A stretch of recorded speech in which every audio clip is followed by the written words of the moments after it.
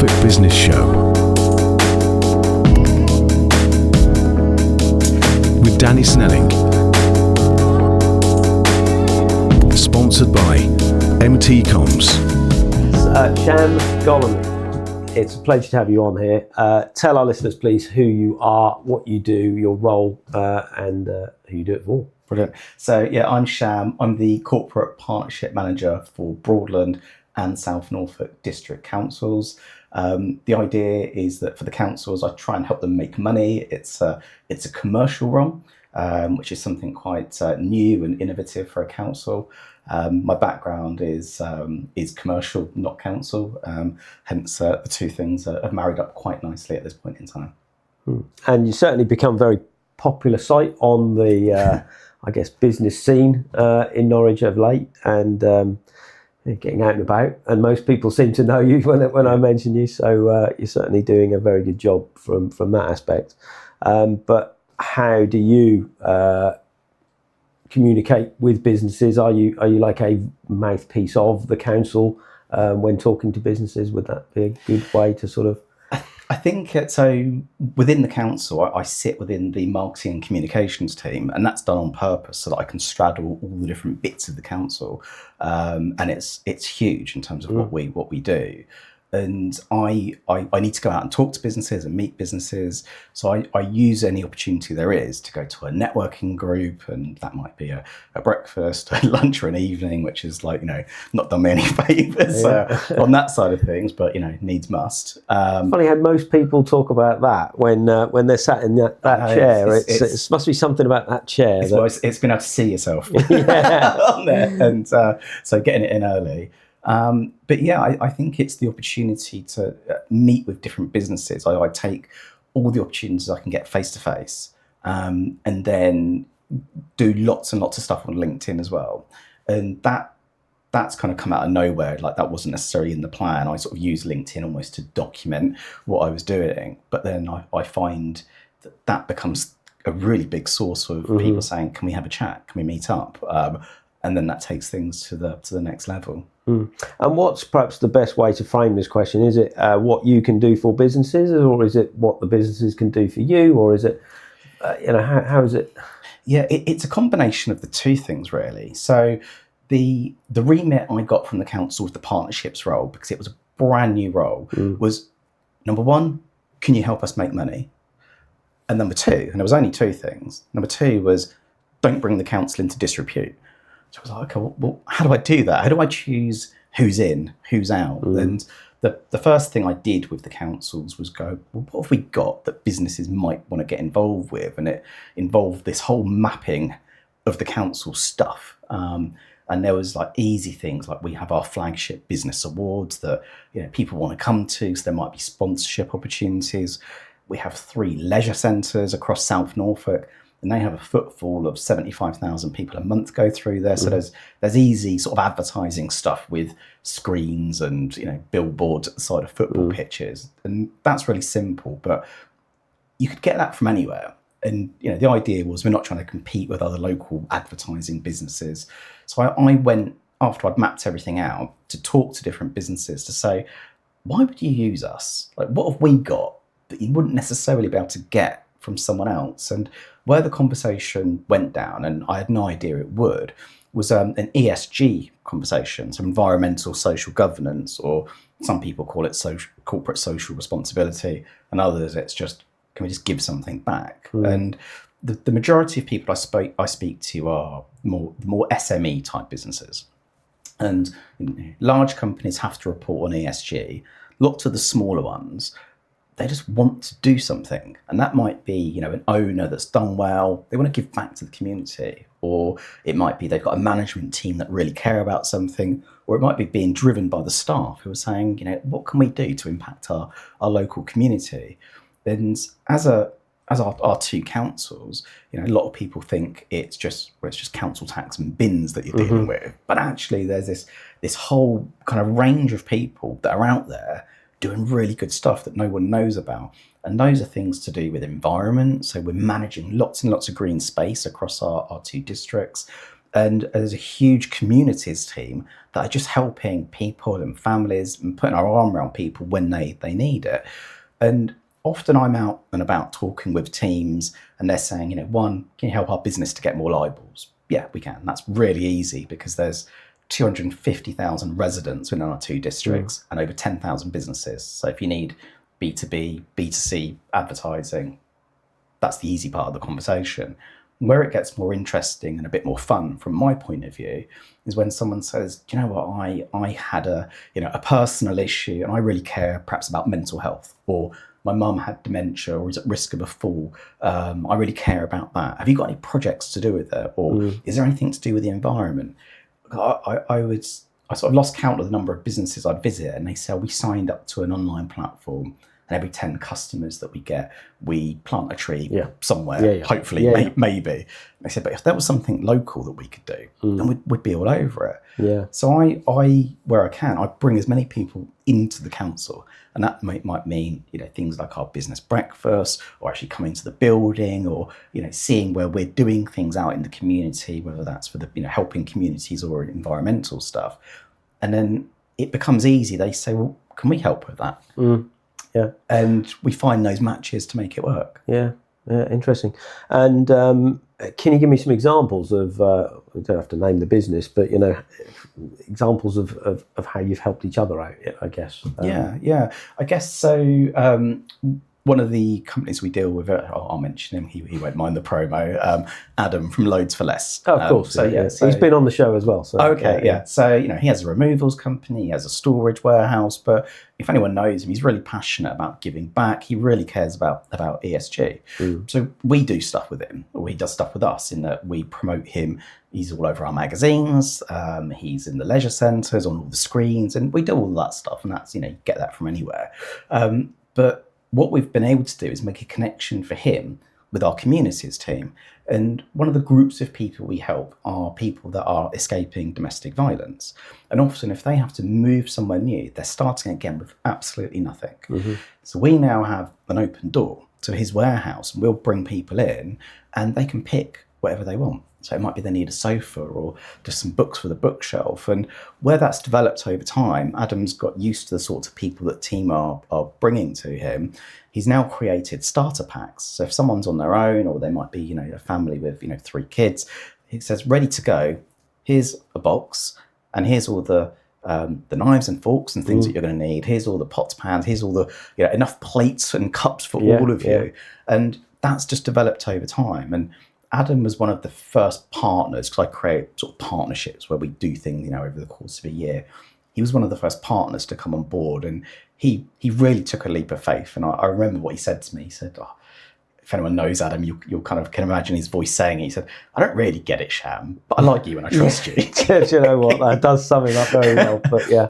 And he took that leap of faith, but the way it's developed, you wouldn't have been able to write that on a business plan. No way. But it's something that's developed over time.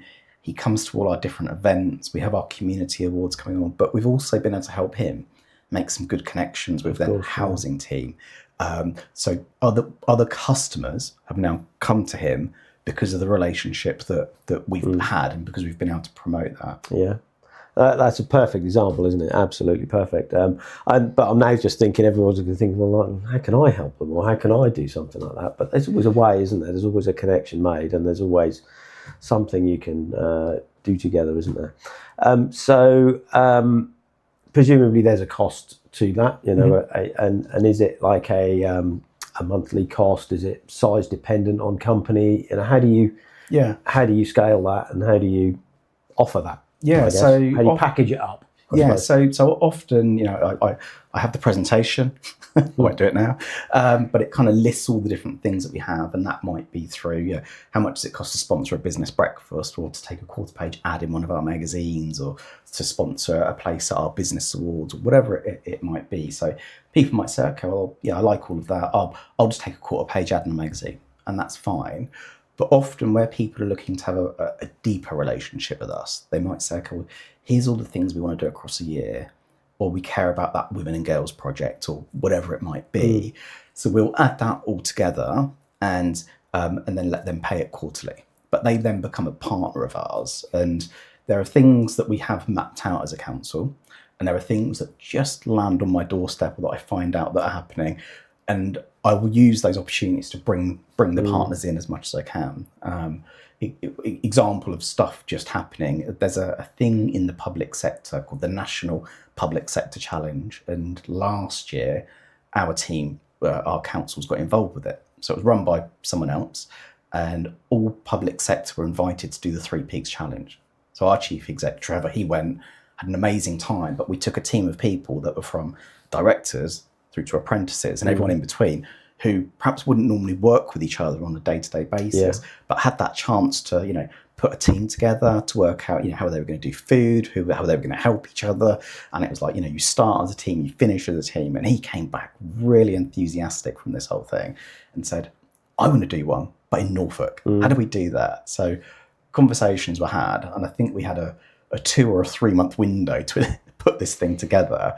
But this year we did the first public sector challenge, Norfolk, which was a coastal walk from Holcombe to Cromer, and we did it in partnership to raise money for the Community Sports Foundation, and it was phenomenal. But I meet all the different businesses and I find out, well, what's the thing? What are you after? And if we've got something right then, we'll do it. If not, we wait, or it might not ever happen. But another example. He won't mind me the promo either. Chris from Barn and Broom, I remember him saying to me, he really actually, part of their business plan was to get more entrenched with public sector. We were going to be advertising and inviting all of public sector to come and take part in this. And I don't think Chris had bought anything from me up to this point, but I was able to pick the phone up and say, I've got a public sector opportunity for you. We're looking for sponsors. Do you want to get involved? And I think it was the easiest conversation that either of us had had because it was a no-brainer. So I think my background being commercial and also having run my own business, I know what it's like to have to make tough decisions about, well, where do you spend your money?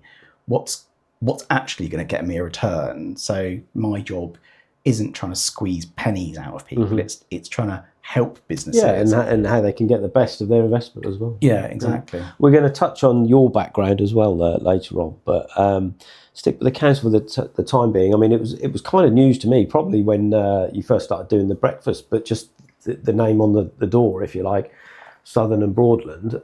When did that connection happen? Do you know? Because it was perhaps before your role. Yeah. But tell me a bit more about the structure and what is this big entity that most people just talk of in the background? Yeah. How is it structured? How is it run? That sort of thing. So it was definitely before my time, and I'll probably get this wrong, but I want to say about 7 years ago it happened. And it was 2 individual councils that came together for efficiency reasons.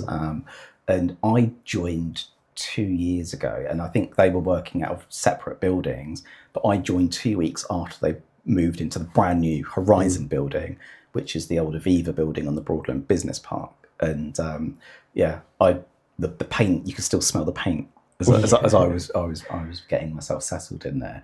But they handed me a lanyard that said 2 councils, 1 team, and I think it was this whole thing. And I if anyone sort of listening to this podcast ever wants to come and visit us, come over. It is a phenomenal building. You kindly gave me a tour.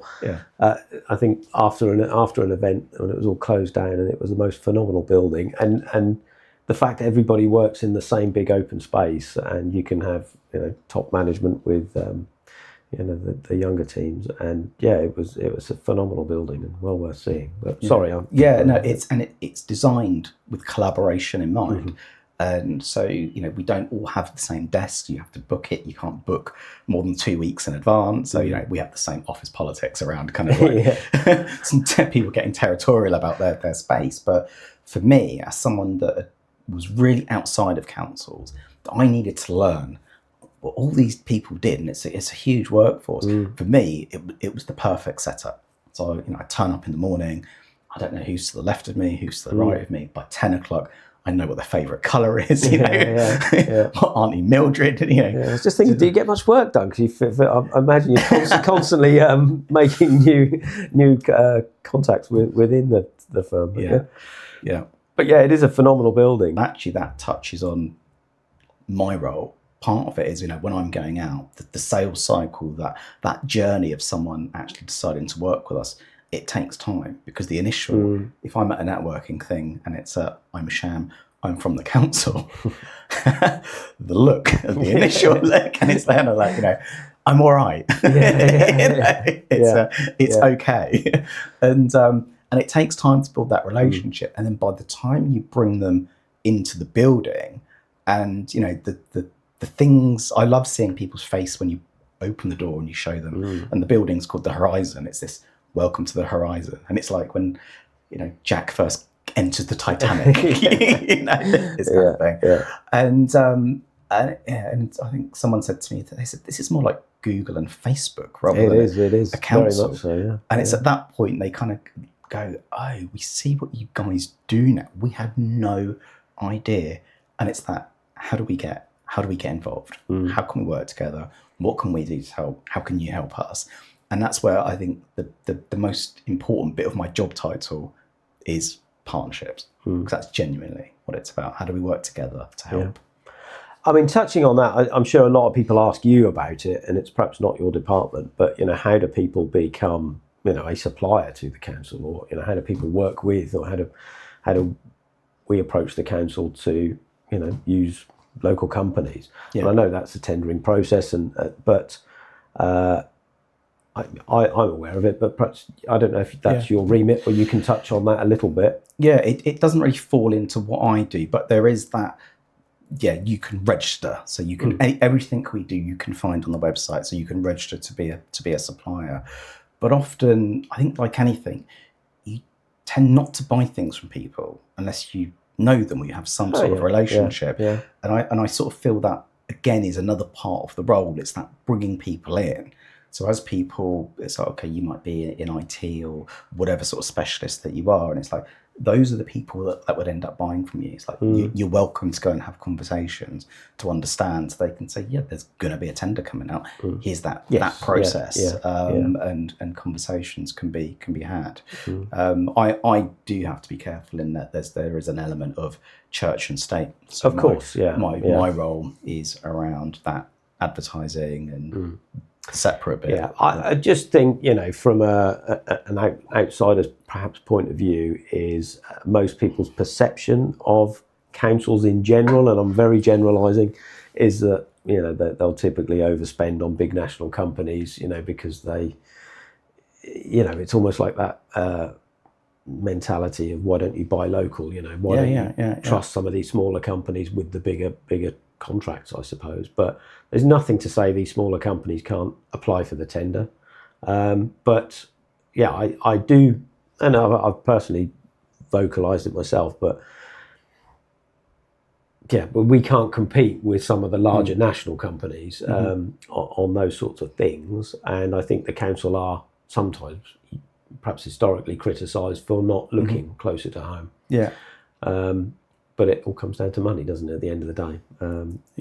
If we can't compete financially, then we're not going to win the contracts, are we? That being said, we use local companies. Yeah. So I was the other week at the Norwich Theatre exhibition, and we've got the Chamber of Commerce B2B Expo. So I needed some new banners, and I didn't want to go down the usual, like the stuff that ends up in landfill. So like, who can we use to get us some eco-friendly banners? And the marketing reached out to 3 local companies. So those were provided by local companies to do that. The other week, we held an event for landlords to talk about renters' rights. We needed some food. And actually, one of the buildings that we have is a place called Carrowbreak. It's a training building, but next to it is the catering facility for M&M Sweet Treats, who do amazing cakes, absolutely amazing cakes. So it was me that they said, we need to get some food in. I said, get these cakes in from Mandy. Yeah. And we did, and it was phenomenal. So yeah, great to hear. Great to hear. Yeah.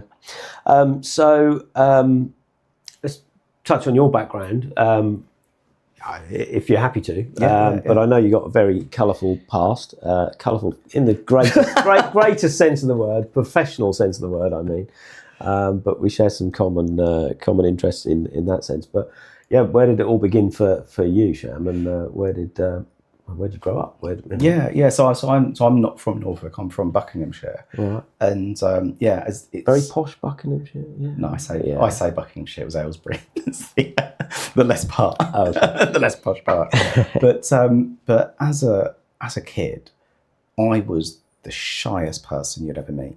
You wouldn't know what I sounded like. I think I was scared of my own voice. I was really scared to talk in public. And I wasn't particularly academic, and I think that's a theme that goes through everyone you happen to interview. But the things I enjoyed at school was drama, and that was a weird thing that I got into.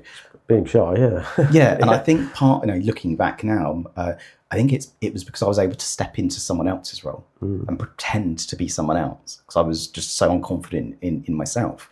I enjoyed business studies, and I was a bit of a nerd as well, so I liked computers. I went through the school system, and I think I kind of slipped through the cracks. I realised now I was dyslexic. I didn't know that at the time.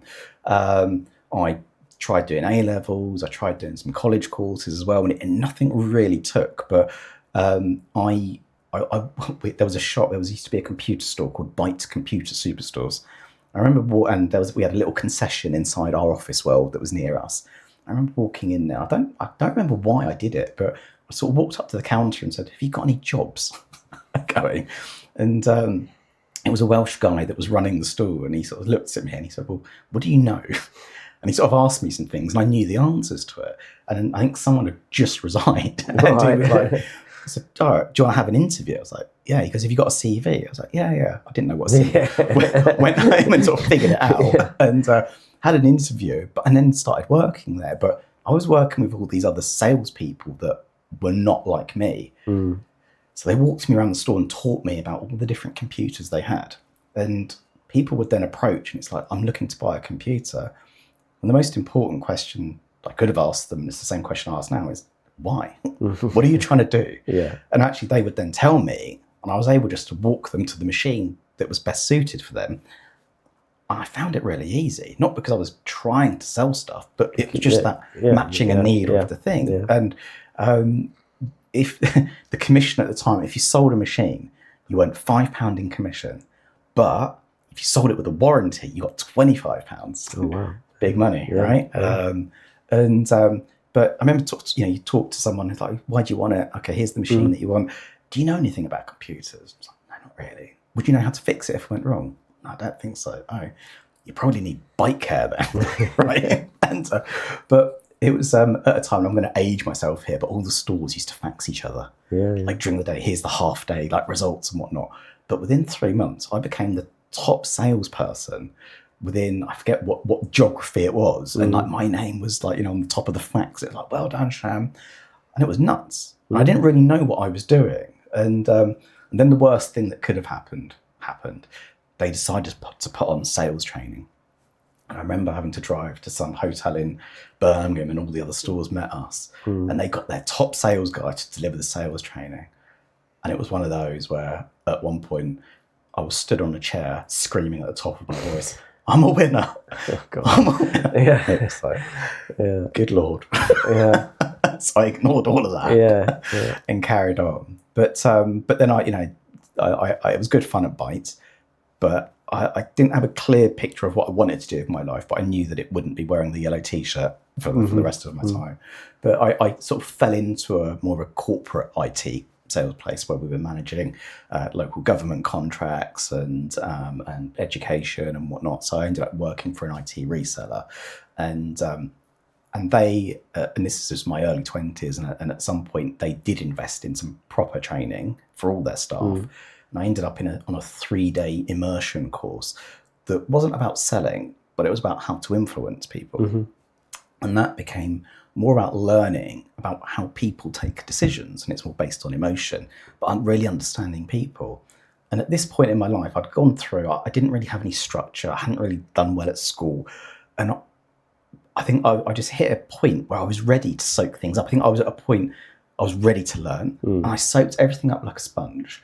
And I did everything they told me to. and my career just went like this. And then actually it became about running teams, and it was more about less about me, but about what how did the team, what do they need to be successful? Listening about the rather individual, than, exactly that. And it was I had a lot of fun doing it, and that was all in the IT hardware space. And then I decided I wanted a change. I ended up going into the online space, and that was working. I went to go and work for Rightmove, the property website, and that was in 2007. Just after they'd become a PLC, and just after everyone became millionaires that was working there. So timing sucked on that front. But actually, it was good on another front, because they knew they were about to have this exponential growth. And their biggest paranoia was around, they started as this small entrepreneurial team. How do they keep that once you start adding 300, 400, 500 staff in there? So they worked really hard on teaching people about culture and about hiring based on culture. So if you just get the right kind of person in, hire based on behavior, not skills, because good people will just figure it out and go and learn what they need to learn for themselves. And within Rightmove, I didn't join the main part of the business, but I looked after Rightmove Overseas, which was a startup, but within Rightmove. And I was head of Overseas, helping scale that, and it went really well. I had lots of fun.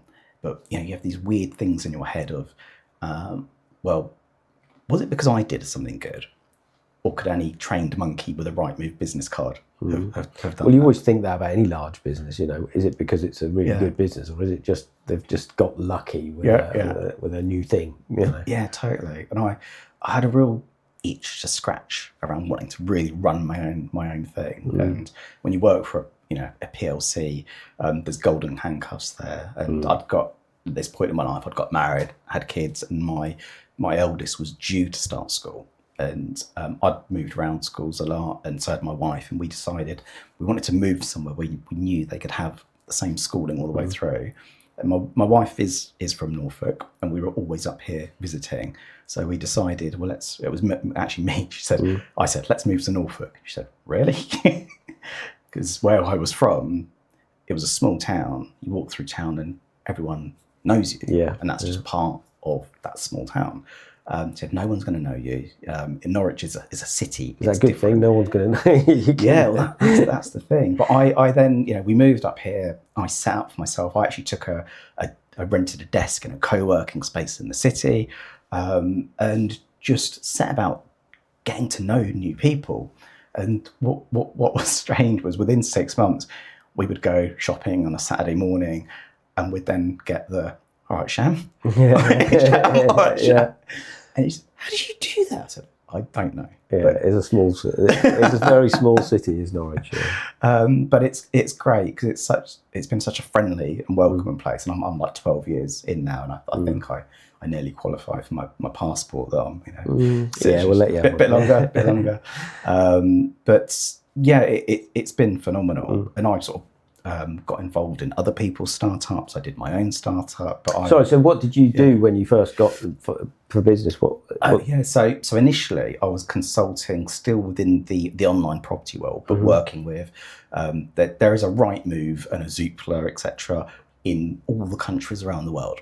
So I was working, just doing everything online, working with different people. But I ended up partnering with the person who he had founded the equivalent of Rightmove in Switzerland, and we created our own property portal together, and that was about promoting British properties to overseas buyers.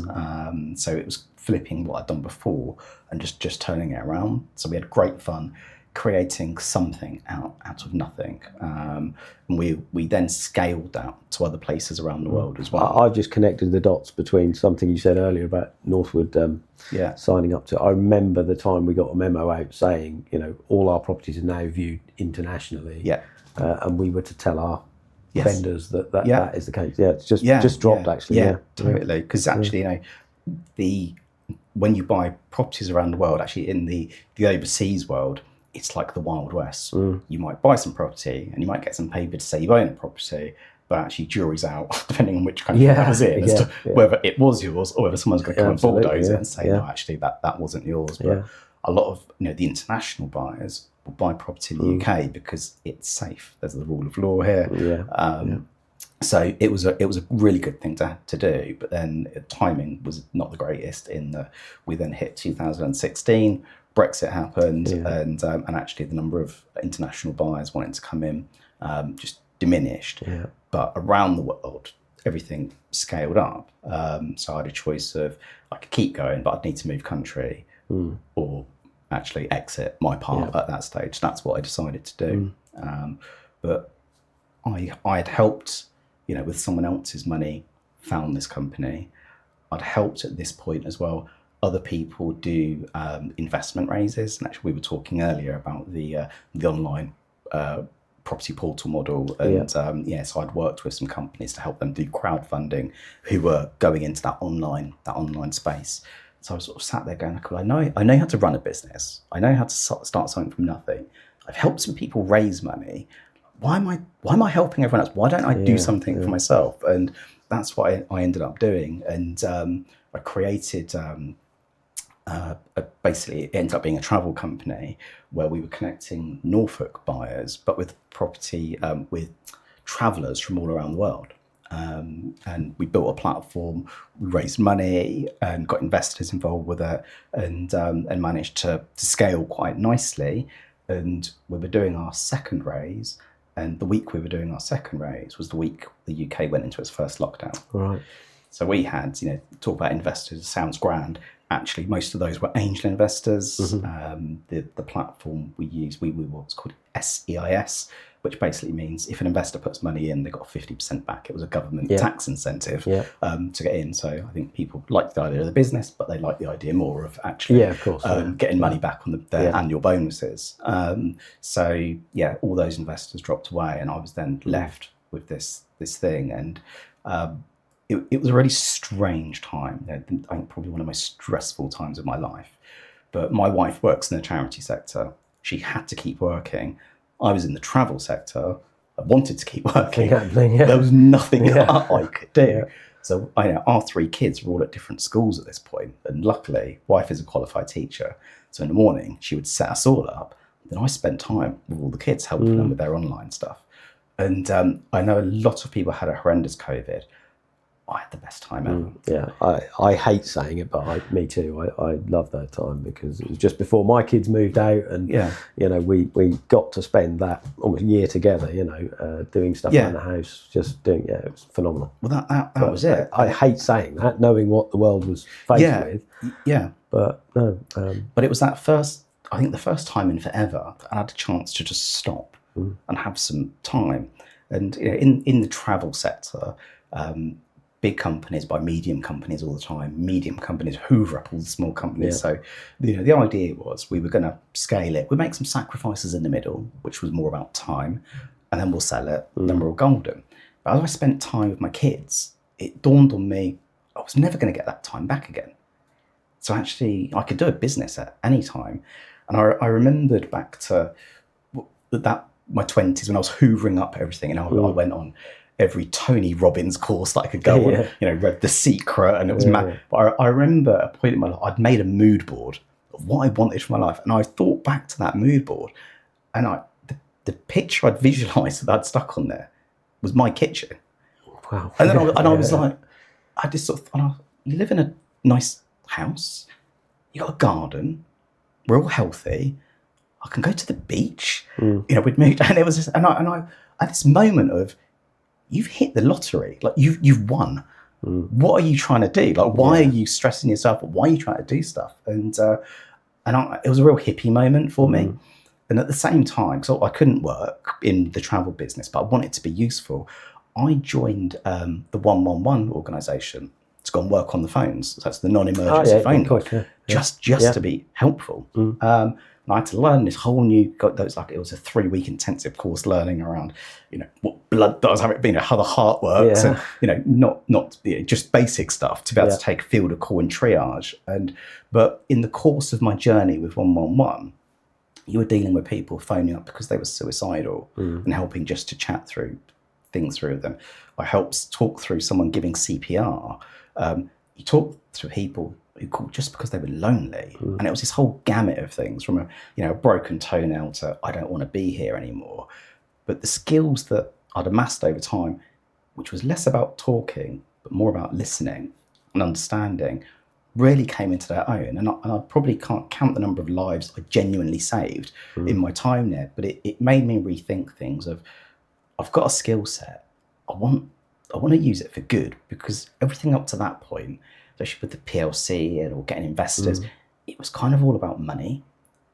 And the change was, and I think COVID changed a lot of us, what are we doing? What's the direction? And actually, I'm really pleased where I've ended up now, because all the money that I raise in the partnership stuff with the council is to do the non-statutory stuff, which is a boring way of saying we have to do council tax, we have to do bins, but all the things around helping communities, putting our arm around people when they need a bit of extra help, which might mean, fixing a door. It might mean just, being able to give them some passes to our leisure centres, just help them with their mental health or whatever it might be. That's stuff the council doesn't have to do, but it wants to do. So the money I raise goes into that discretionary stuff that helps the people around here, which is, I live in our district. So that's helping me. That's going to help my kids. That's going to help my in-laws. That's going to help my friends and neighbours who are all around me. So I'm really pleased now I get to use the skills that I've got, but in this kind of what I hope is a force for good. Yeah. Well, I always like to ask what is a high point, what is a low point. I guess, they all kind of happened around that lockdown period, didn't they, with a low point. But since you've been in the role, have there been any, big wins or big success stories, other than Adam, of course? But But can you really maybe the business awards, they're always a good one. Anything stand out in that respect? I think so. We talked sort of at the beginning around that journey, a bit around publicity, about sort of getting out there and LinkedIn and whatnot. And I don't think the business community, apart from the people that had already done the business awards or that always came to that thing, I don't think that people saw the council as like a route to necessarily help them with business. And I feel like now we've no, trust me. Pre 2 or 3 years ago, the business and the council did not communicate. I don't think they did. I don't think they ever have. But I think there is. I think stuff happens, but actually, it was perhaps narrower than it could have been. Absolutely. Yeah. So I'm happy that I've been able to sort of widen that net and talk to businesses, and it's partly about the stuff that I do, but other parts it's you should talk to our economic development team, because they're there to help people grow. And if you're looking to get solar panels on your roof now, actually there's grants that might be able to help with that. Or if you want to take an apprentice on, then talk to these guys, because they can help you with that, and then you might be able to get some money back. And you're trying to get yourself out there. We've got some magazines to be able to do that. So I think highlight is being able to bring more people into the world that would engage with the council and not feel it's going to be antagonistic or whatnot, but actually see us as a partner that can help in whatever way that looks like. I think we're now getting into that gear tipping point of where are some of the initial partners, they're thinking about, well, do we keep going? So I've been actually asking those questions. How do you think? And actually it's been resoundingly positive in that people are saying, this is great. The world you've opened us up to is fantastic. The credibility that you've been able to bring to us. And that, that's one, if people are in a marketplace where it's crowded and you need a point of differentiation to say, we work with the council, this is the stuff that we do. Or even I had to provide a paragraph for a company that are doing a big tender.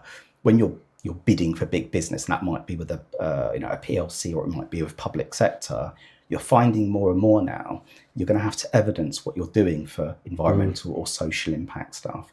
So someone wanted because one of our community award sponsors wanted us to provide a paragraph just to show, what the benefit of them working with us on that does. We're able to talk about the community impact that had. So they've used that as their evidence when they've gone for a big contract. So it helps them to win business as well as helping what we do. I created the tagline for what we do in partnerships is elevate your brand, impact your community, and the two things go hand in hand. So it's that a real sweet spot where you get to do some stuff. It helps the business, and but you get the feel good factor as well. Can you elaborate more on what help is given to the community from that money or from that? So we've got we've got the community awards coming up. So we have sponsors that will come in and sponsor a category, but each winner, so that might be a community group, it might be someone that's volunteering, they get £250 to then go and spend back within the community. So that's actual money that goes in.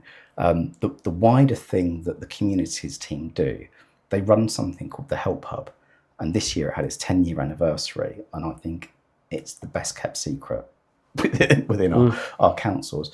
So if people within our districts are worried about someone, it could be about themselves, or it could be about a friend or neighbour, they can call into the Help Hub and we can help them. And when people are worried about stuff, when you drill down, it tends to be around the same things. It might be about housing, it might be about jobs, it might be about money, or it might be about putting food on the table. And actually, we've got teams of people that can help. I'll give you an example. You might get a neighbour that they can hear their neighbours arguing, so they might call the police. The police work in our offices, and they might, rather than them going, is talk to one of our early intervention officers. He'll go and have a chat. So, what's going on? And it might be, they were arguing. And that could be because husband's just lost his job. The back door lock is broken, so they're worried about security. They've got kids, they're worried about how they're going to put food on the table, so it was an argument. Now, there's things that we can do to help them. So actually, if they're unemployed, we might be able to look through their finance and say, well, now you're entitled to certain benefits until you get back on your feet. So that can help. We can make referrals to food banks, so it takes the pressures off of food. We have what's called social prescribers. Being out of work is a stressful time. So we might be able to say, look, come for a walk around Broadland Country Park. We do these mindful walks, or give them passes to our leisure centres to help them keep fit. So that helps with their mental health.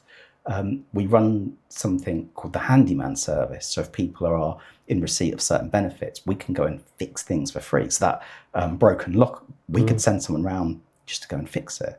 So these are all things that can be done because, life, as we've just talked about for ourselves, it goes up and down, and that's sometimes out of people's control. There are a whole raft of things that we can do to put our arms around someone, to help them at a time of need and just help them get back on their feet. Yeah. And sometimes it's us as the council doing it. Other times we might be engaging with other services for them, but they have this rule, which is they only need to have the conversation once. So we will then engage all those other services and we'll have that conversation. So that's important, isn't it? You don't want to be telling this story to 6 different people, do you? Exactly that. So I think that's the stuff I had no idea about it before I joined the council. And I'm really passionate about bringing people in and actually showing them some of this stuff that happens, because often when people see it, unless they've got a heart of stone, don't care, they're like, how do we get involved with that? Yeah, we really want to help with that, which is a beautiful thing to see happening. So talking about how we can help, how we can get people involved in that, is there anyone specifically you've got in mind who I don't know, you've been trying to get a coffee with, or just have a conversation with?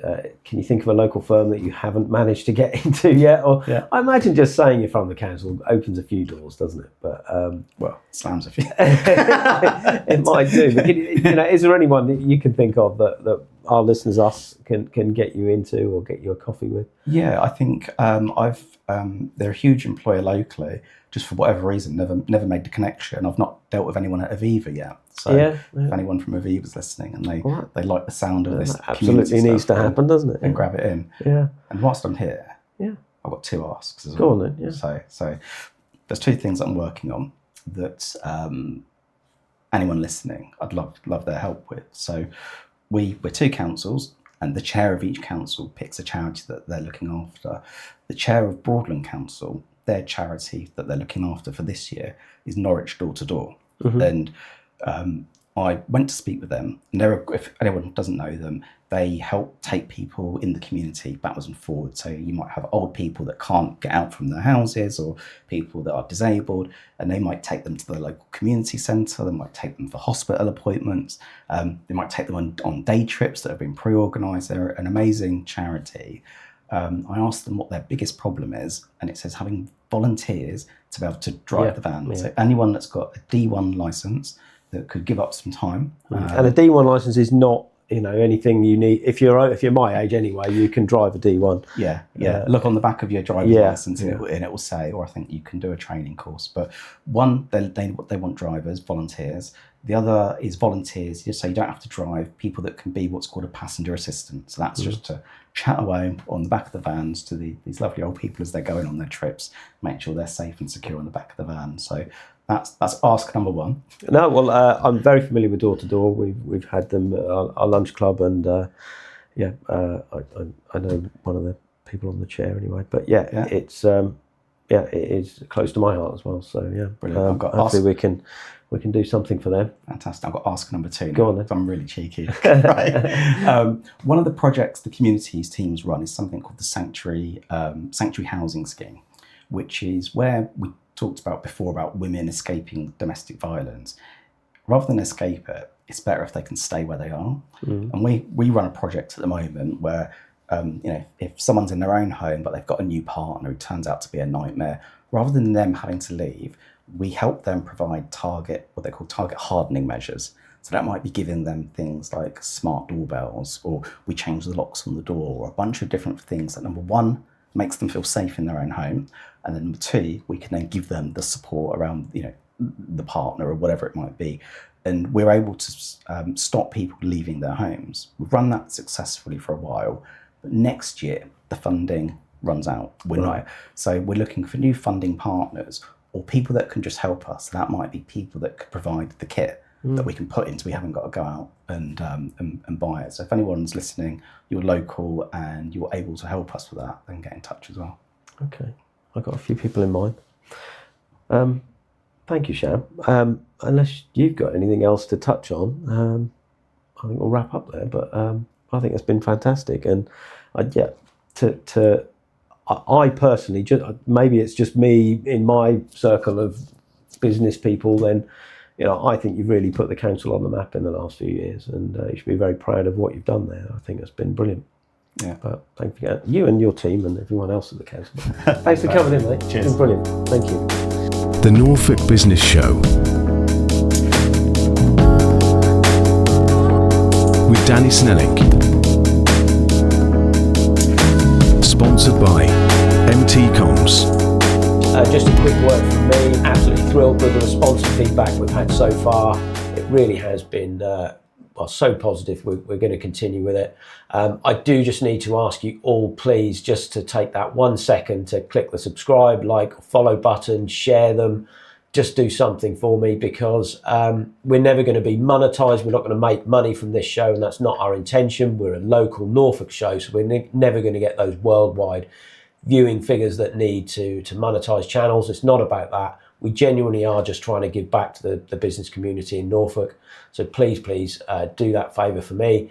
It will just increase the visibility of those guests we have on the show, so they get more impact from it. And who knows, if you're a future guest, then you'll get the benefit of that as well. So please do that for me. Obviously, we're sponsoring it from MT Comms.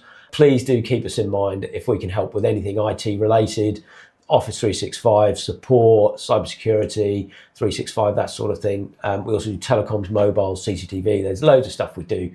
Just reach out to us and ask us if you can help with anything. Thank you, guys.